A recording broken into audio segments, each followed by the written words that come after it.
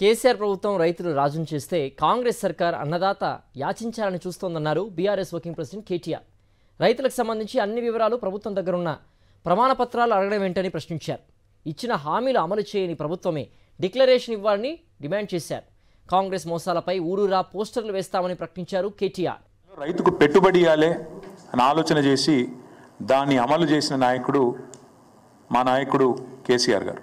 దరఖాస్తు పెట్టే అక్కర్ లేకుండా, దండం పెట్టే అక్కర్ లేకుండా, దఫ్తర్ల చుట్టూ చక్కర్లు కొట్టే అక్కర్ లేకుండా 73,000 కోట్ల రూపాయలు రైతుల ఖాతాల్లో వేసిన నాయకుడు 11 సీజన్ల పాటు కేసీఆర్ గారు. 12వ సీజన్ కూడా మేము జమ చేసి పెట్టిన పైసలను ఇదే దిక్కుమాలిన కాంగ్రెస్ పార్టీ ఆనాటి పిసిసి అధ్యక్షుడు ఈనాటి ముఖ్యమంత్రి రేవంత్ రెడ్డి ఎలక్షన్ కమిషన్కు ఉత్తరం రాసి ఆపిండు. లేకపోతే అప్పుడు ఆ పైసలు కూడా మేమే వేస్తుంటాం. 7,500 కోట్లు మేమే వేస్తుంటాం. కాంగ్రెస్ ఎన్నికలకు ముందు రైతు డిక్లరేషన్ పేరిట బిల్డప్. కానీ ఎన్నికలు అయిపోయినాక ఇప్పుడేంది, రైతులు ఊళ్ళల్లో ప్రమాణ పత్రమే అన్నట. గవర్నమెంట్కు రైతు ప్రమాణ పత్రమే అన్నట్టు. ఇప్పుడు మొన్నటిదాకా కులగణన అని చెప్పి రాయించుకోమన్నారు. అంతకుముందేమో ప్రజాపాలన అని చెప్పి ఆగమాగం చేసిండ్రు. చాంతాడంత లైన్లు కట్టించారు ఎక్కడికక్కడ. ఇప్పుడు మళ్ళా కొత్తగా రైతులు ఊళ్ళల్లో ప్రమాణ పత్రం ఇవ్వాలి, ఇస్తేనే మేము మీకు పైసలు ఇస్తాం. ప్రభుత్వ అధికారులను కానీ, వ్యవసాయ శాఖను కానీ, రెవెన్యూ శాఖను కానీ రైతు శాసించేటట్టు ఉండాలని కేసీఆర్ గారు కలలు కన్నారు. వీళ్ళేమో రైతు యాచించాలే, రైతు అడుక్కోవాలి, రైతును బిచ్చగాని చేయాలి, రైతు అధికారుల ముందు సాగిల పడాలి అన్నట్టుగా వీళ్ళ వ్యవహారం ఉన్నది. ఎలక్షన్లకు ముందు ఈ సన్నాసులు, కాంగ్రెస్ సన్నాసులు, ఆ రోజు వీళ్ళే కదా డిక్లరేషన్లు అని చెప్పి దేవుళ్ళ మీద ఒట్లేసుకొని దేవుళ్ళ కాడబెట్టి పూజలు చేసి మేము రాగానే మొత్తం చేస్తామని చెప్పింది వీళ్ళే కదా.